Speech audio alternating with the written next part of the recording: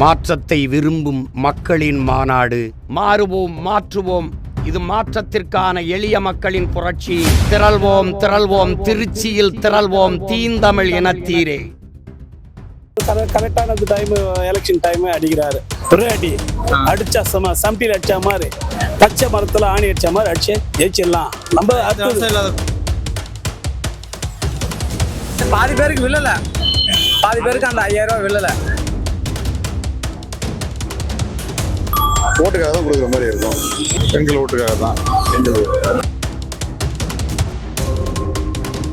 But 28 மாசமா கொடுக்கல. அதை வந்து சும்மா இப்போ தேர்தல் வருது, இன்னும் ஒரு மாசத்துல வந்து எலெக்ஷன் இது பண்ணுவாங்க. எலெக்ஷன் வரதுனால போட்டு விட்டுட்டாரு. அவ்வளவுதான்.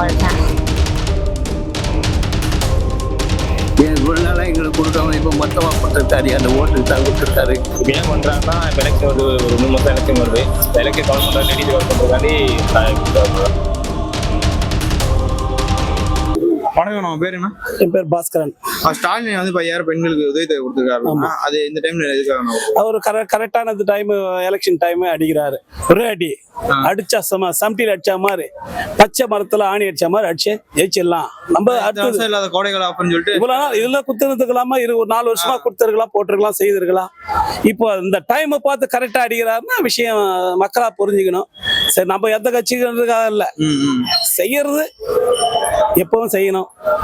அவங்க வீட்டுக்கு எலெக்ஷனாக தான் கொடுத்துருக்காரு. நாங்க எல்லாருக்குமே மக்களுக்கா தெரியுமே இல்லையா, எல்லாருக்குமே தெரியும். கொடுக்கறது 4 வருஷமா கொடுத்துருந்தாக்கா கண்டிப்பா ஓகே. வணக்கம் ப்ரோ. பேர் கவியரசன் மகேஷ். ஸ்டாலின் ஐயா வந்துட்டு 5000 ரூபாய் காசு உரிமை தொகை கொடுத்துருக்காரு. அது எதுக்கு இந்த நேரத்துல கொடுத்தாரு அப்படின்றத உங்களோட ஓட்டு வாங்க இந்த நேரத்துல கரெக்டா போட்டிருக்காரு. கரெக்டா எலெக்ஷன் டைமுக்கு ஏத்த மாதிரி கரெக்டா அதை ஏத்து போட்டிருக்காரு. எப்படி பாக்குறீங்க? பெண்களோட ஓட்டுக்காக அவரு பெண்கள் அத கவர் இது பண்றதுக்காக அது கரெக்டா அந்த டைம் எலெக்ஷன் டைம் கரெக்டா எடுத்துட்டு வந்து அது 5000 ரூபாய் போட்டிருக்காரு. அது நீங்க எப்படி பாக்குறீங்க? இப்ப வந்து ஒரு சாதாரணமான ஒரு மிடில் கிளாஸ் ஃபேமிலி வந்துட்டு 5000 ரூபாய் போய் சேர்ந்துட்டு அவங்க ரொம்ப சந்தோஷப்படுவாங்க. இப்ப வந்து அந்த 5000 ரூபாய் வந்துட்டு சாதாரணமான மிடில் கிளாஸ் ஃபேமிலிக்கு போதான்றது தெரியல. அது பாதி பேருக்கு விழல, பாதி பேருக்கு அந்த 5000 ரூபாய் விழல.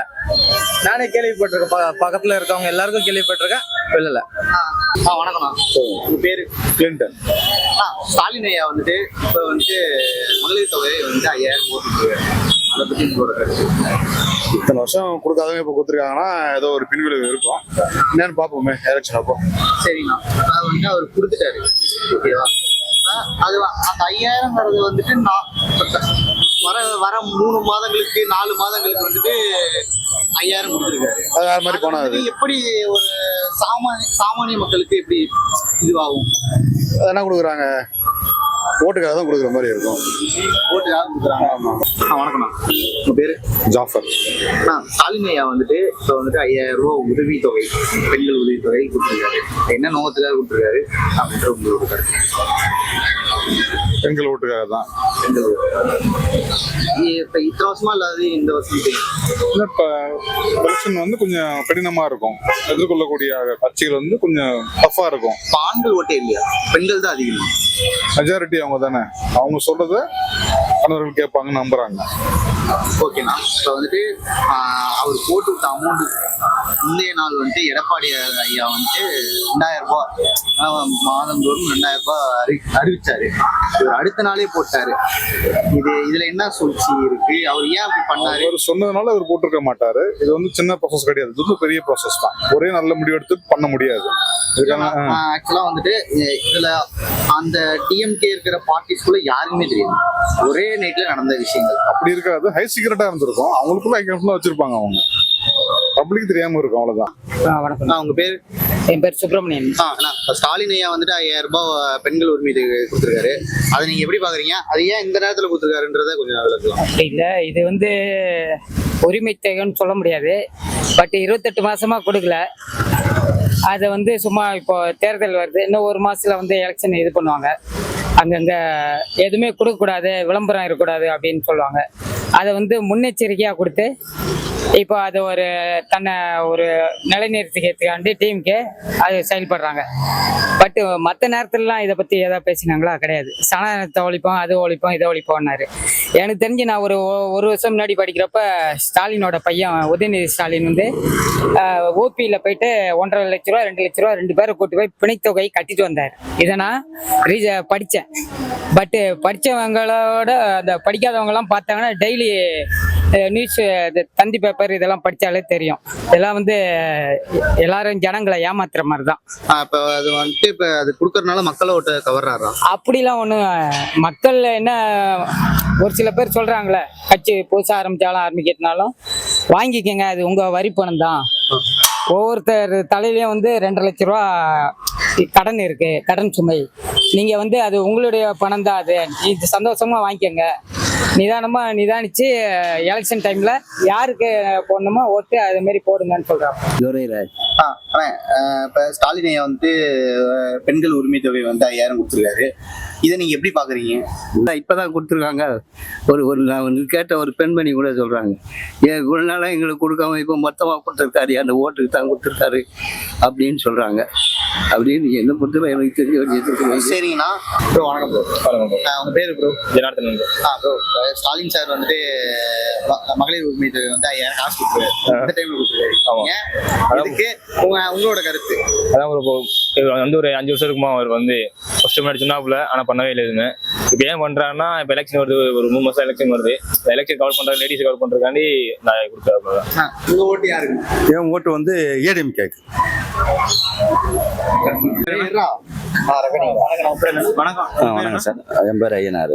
ஸ்டாலின் வந்து 5000 பணம் கொடுத்தாரு பெண்களுக்கு. ஆமாங்க, அது என்ன நோக்கத்துக்காக கொடுத்தாரு? மாதம் 1000 ரூபாய் கொடுக்க வேண்டியது கொடுத்துருந்தாரு. இப்போ வந்து 2 மாசம் சேர்த்து 3000 கொடுத்துருக்காங்க. புதுசா வந்து கோடை விடுமுறை லீவு கேட்க புதுசா எந்த வருஷம் இல்லாம இப்போ 2000 கொடுத்துருக்காரு. இந்த வருஷம் இல்லாம இந்த வருஷம் கொடுத்துருக்காரு. எதுக்காக கொடுத்தாரு? அது எலெக்ஷன் வருதுனால பொதுவா தெரியும், மக்களுக்கு எல்லாருக்குமே தெரியும். எலெக்ஷன் டைம்ல இது கொடுக்குறாங்க, அது பொதுவானதும் தெரிஞ்ச விஷயம் தான். அது எலெக்ஷன் டைம்ல கொடுத்தா மக்கள் ஒரு திருப்தி அடைவாங்க, ஓட்டு அப்படின்ட்டு அந்த ஒரு குறிக்கோளாக கொடுத்துருக்காங்க. தேங்க்யூ. பாட்டி வணக்கம். உங்க பேரு? பொன்னம்மாள். சரிங்க பாட்டி. இப்ப ஸ்டாலின் ஐயா வந்துட்டு உரிமை தொகைன்னு சொல்லிட்டு பெண்கள் உரிமை தொகை வந்துட்டு 5000 போட்டு விட்டுருக்காரு. அதை நீங்க எப்படி பாக்குறீங்க? ஏன் இந்த நேரத்துல அவர் போட்டு விட்டாருன்றதுக்கான உங்களோட கருத்து? எலெக்ஷன் வருதுனால போட்டு விட்டுட்டாரு.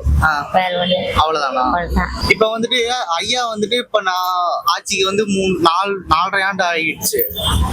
3 ஆண்டா எதுவுமே பண்ணல. இப்ப ஆட்சி எலெக்ஷன் வரவா அவரு கொஞ்சம் இது பண்றாரு. நீங்க 2026ல யாருக்கு ஓட்டு போடுறீங்க? 2026ல நான் இது வரைக்கும் போட்டது வந்து ஜெயலலிதாவுக்கு தான் போட்டிருந்தேன். சரி, அம்மா இருந்த காலகட்டத்துல அம்மா வந்துட்டு பெண்களுக்காக என்னென்ன எல்லா உதவியும் பண்ணாங்க. எல்லா உதவியும் பண்ணாங்க. பிடிக்கும். நான் அப்பத்துல இருந்தே எனக்கு ரொம்ப பிடிக்கும். இப்ப வரைக்கும் அவங்களுக்கு தான் நான் ஓட்டு போடுவேன். இப்ப எடப்பாடியார் ஐயா வந்துட்டு சில விஷயங்கள்லாம் வந்துட்டு என்ன பண்ணிருக்காரு, இந்த ஸ்கூல் பசங்களுக்கு பெண்களுக்கு வந்துட்டு 2000 ரூபாய் மாதந்தோறும் போட்டு விடுறேன்னு சொன்னார். சொன்ன அடுத்த நாளே ஸ்டாலின் ஐயா என்ன பண்ணிருக்காரு, 5000 போட்டு விட்டாரு. தெரியாம போட்டு. மீண்டும் எடப்பாடியார் ஐயா ஆட்சிக்கு வந்தா என்னென்ன நல்லதுகள் எல்லாம் பண்ணுவாரு உங்களுக்கு தெரிஞ்சு சொல்லுங்க. எல்லாமே செய்வாரு. நல்லது எல்லாருக்கும் நல்லதை செய்வாரு. ஜெயலலிதா அம்மா செய்த மாதிரி அவங்க செய்வாங்க. நன்றி.